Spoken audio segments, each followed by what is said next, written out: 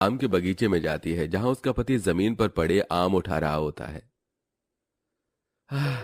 अरे आ गई आरती तुम। मैं तुम्हारा इंतजार कर रहा था। आज लेट कैसे हो गई?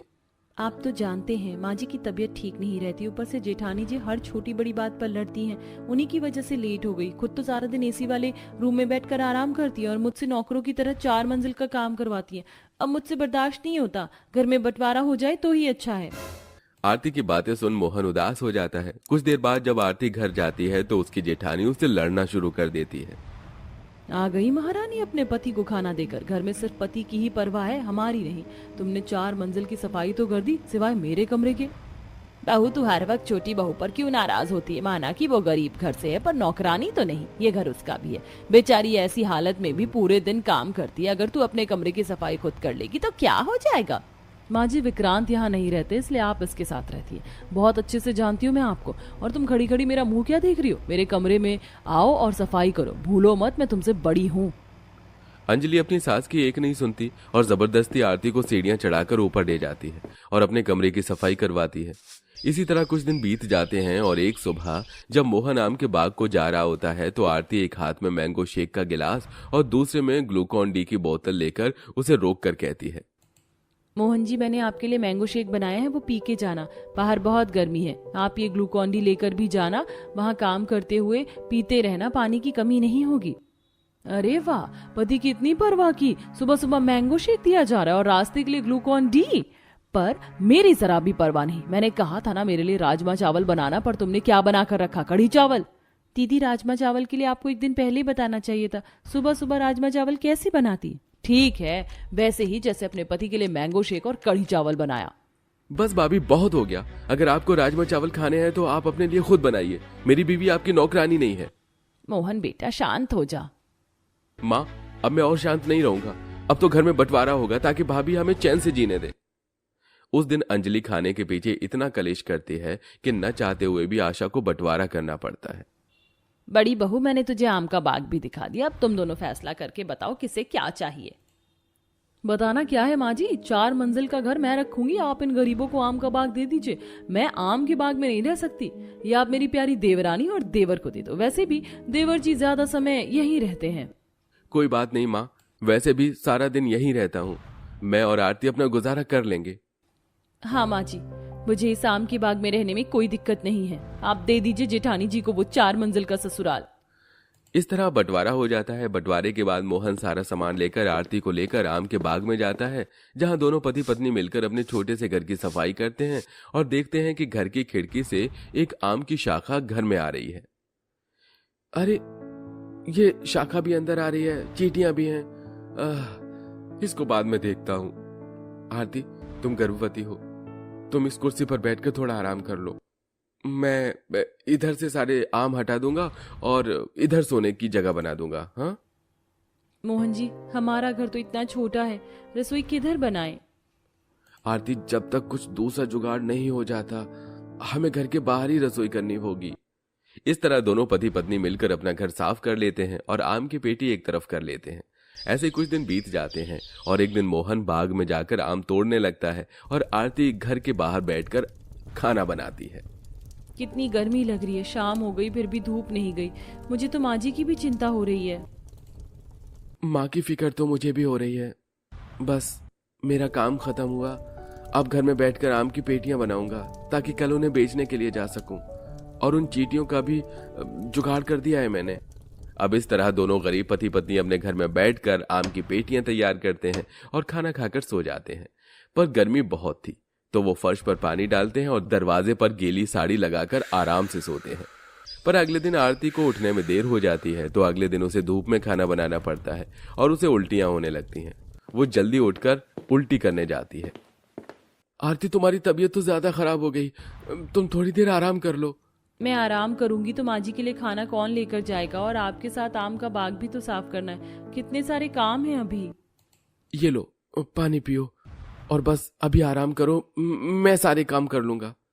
गर्मी में परेशान मोहन अपनी बीवी को आराम करने देता है और खुद बैठकर खाना बनाता है। कुछ देर बाद वो अपनी माँ के लिए खाना पैक करता है और आरती मोहन से कहती है, आप रहने दीजिए, जाकर आम तोड़ लीजिए। अब मेरी तबीयत ठीक है, खाना मैं ले जाती हूँ माँ जी के लिए।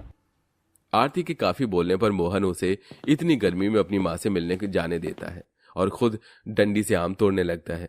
तो वहीं आरती अपनी सास को खाना देकर आती है। समय बीतता है और जहां आरती अपने पति के साथ आम के बाग में गर्मी और धूप से परेशान अपने दिन काट रही होती है, तो वहीं आलसी और कामचोर अंजलि अपनी सास को हर वक्त ताने देती है। ऐसे ही सीढ़ियों से सास उतर रही थी तो वहीं सोफे पर बैठी अंजलि KFC खा रही होती है और आसपास ऑनलाइन खाने के डिब्बे पड़े होते हैं। बहू, जब से आरती बहू गई है घर तो कबाड़ खाना हो गया है। तू तो बस बाहर से खाना ऑर्डर करके खाती है और AC में आराम करती है। मैं बुढ़िया 4 मंजिल आखिर कितना साफ करूंगी? पिछले 1 हफ्ते से घर साफ नहीं किया। क्या बात है? माँ जी के जाने के बाद भी हर समय आप बस अपनी छोटी गरीब बहू के ही गुण गाती हैं। अरे इतना ही प्यार था उससे तो उसके साथ चली जाती ना। और रही घर के कामों की बात, नौकरानी ढूंढ रही हूँ और आपका खाना आपकी बहू लेकर आ रही है ना, फिर क्यों इतना मुंह बना रही हैं आप? अंजलि अपनी सास को ताने देने के साथ सारे गंदे बर्तन और रैपर वहीं जमीन पर गिराकर चली जाती है, जिसे बेचारी आशा उठाती है और खुद सीढ़ियां चढ़कर अपने कमरे में जाती है और अपने कमरे में AC चलाकर बैठ जाती है। समय यूं ही गुजरता है और एक दिन 3 मंजिल की सीढ़ियों से उठकर अंजलि नीचे आती है। अरे माँ जी, अपने कमरे की सफाई कर रही हो तो मेरे भी कमरे की थोड़ी कर दो। मेरा भी कमरा गंदा हो रहा है। बहू, आज मेरी तबीयत ठीक नहीं है, मैं कोई सफाई नहीं कर पाऊंगी। तू जरा रसोई से मेरे लिए 1 गिलास नींबू पानी बना कर ले आ। क्या इतनी गर्मी में मैं नींबू पानी बना कर लाऊं? आपके लिए मेरे बस की नहीं है। आपकी जब वो गरीब बहू आपको खाना देने आएगी तो उसी से कह देना। इतना बोलकर जैसे अंजलि वहां से जाने लगती है, वो देखती है कि आशा बेहोश होकर जमीन पर गिर गई। ये देख अंजलि डर जाती है और तभी वहां आरती आती है और जल्दी से खाना टेबल पर रख रसोई से पानी लेकर आती है और अपनी सास के मुंह पर पानी के छींटे मारकर उसे होश में लाती है। माँ जी, आप ठीक तो हैं? ऐसे ही आपकी तबीयत खराब रहती है। क्या जरूरत है आपको इतना काम करने की? बहू, अब तू तो है नहीं इस 4 मंजिल के घर में और ये काम चोर कुछ करती नहीं। क्या करूं? खुद सीढ़ियां चढ़ती उतरती और काम करती हूँ। माँ जी, हमेशा तो आप अपनी गरीब बहू की तारीफ करती हो, तो चली जाओ ना इसी के साथ। क्यों मेरे साथ रह रही हो? मैं खुश हूँ इस गंदगी में। अपनी सास को ले जाओ अपने साथ, मुझे नहीं रखना इन्हें।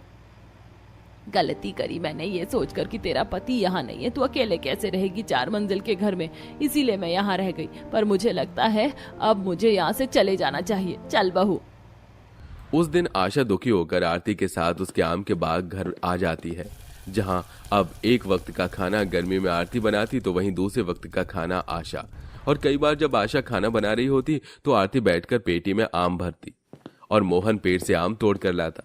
समय ऐसे ही गुजरता है और बहुत जल्द विक्रांत घर आ जाता है और सभी के कमरे में एक एक करके जाकर ढूंढता है। अंजलि, सब कहाँ गए? घर में कोई नजर नहीं आ रहा है और घर इतना गंदा क्यों है?